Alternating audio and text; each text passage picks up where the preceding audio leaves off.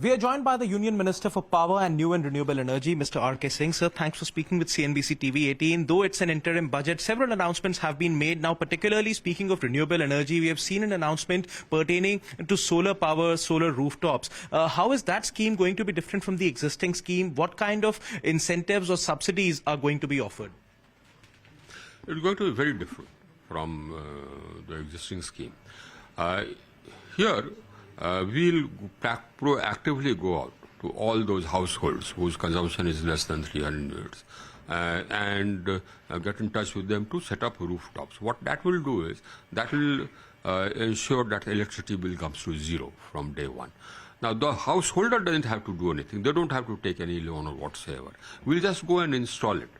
What will happen is that, we'll give a higher subsidy for this category. So the subsidy may go up to about 60%. 40% will still be loan, but that loan will not be taken by the householder. That loan will be taken by our CPSUs.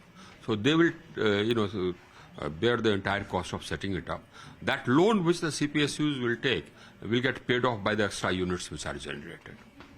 Also, speaking of other aspects of renewable energy, there is a lot of promise which has been shown in offshore wind, green hydrogen. What kind of roadmap is the government going to chart in the short to medium term as far as enhancing production as well as setting up of capacities for other renewable energy sources is concerned? You see, we launched the green hydrogen mission, and it's made great progress. We already have about 7.8 million tons of manufacturing capacity in different stages of being set up. Our companies have already signed agreements for supplying green ammonia with different countries, Japan, etc. Japan, Germany, and all that. As far as offshore wind is concerned, that is another dimension which we are adding to our renewable energy portfolio, and that dimension has started. There are two ways in which we are going offshore. One is through the open access route, and the other is the VGF route. Now, why these two routes? Now, offshore wind typically in the initial stages will cost approximately about 6 rupees per unit or something like that, 5 rupees 50 paise per unit. That will be a bit too expensive for our discoms, whose average power purchase cost would be in the region of 4 rupees 50 paise. So that for discoms, some VGF will be required in the initial years. So in this budget speech, Nirmala Sitharaman ji mentioned that there will be a VGF.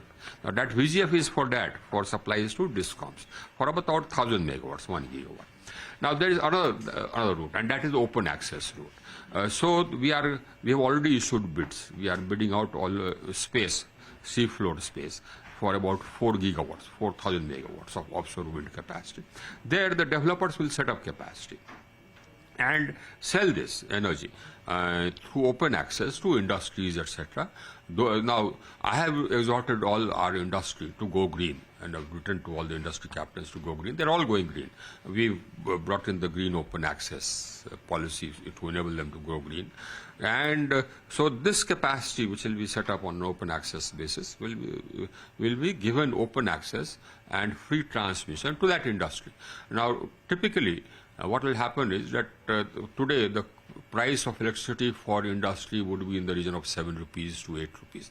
This will cost 6 rupees. So this will bring down the power costs of the industry and at the same time enable them to go green.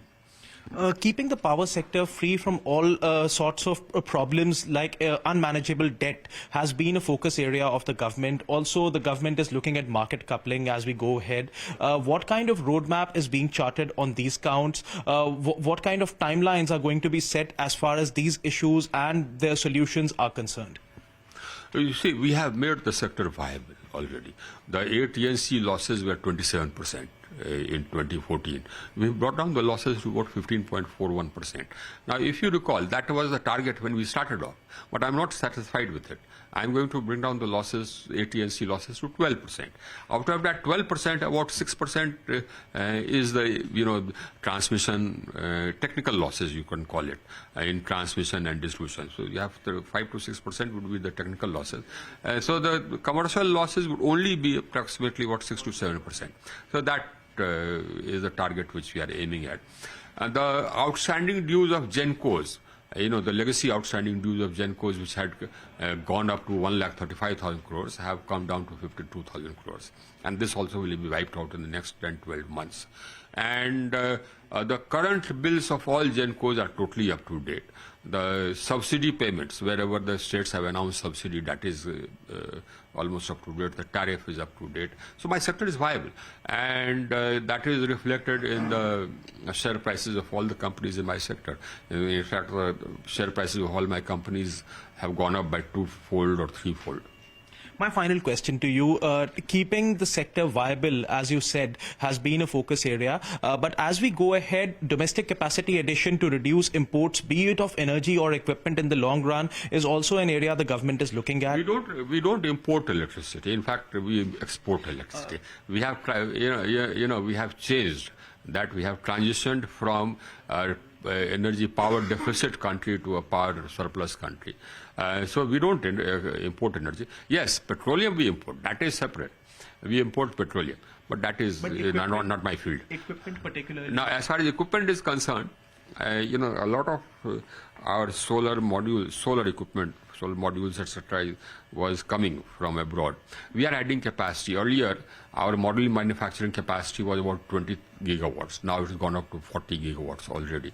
It will go up to about 60, 70 gigawatts, right? And it's the whole value chain, right, from polysilicon to the modules. So we are emerging. We have already started exporting to different countries, Europe, United States. India-made modules are being exported. In wind, we were also we had a domestic industry which was exporting. So the wind equipment around the world, you will find made in India.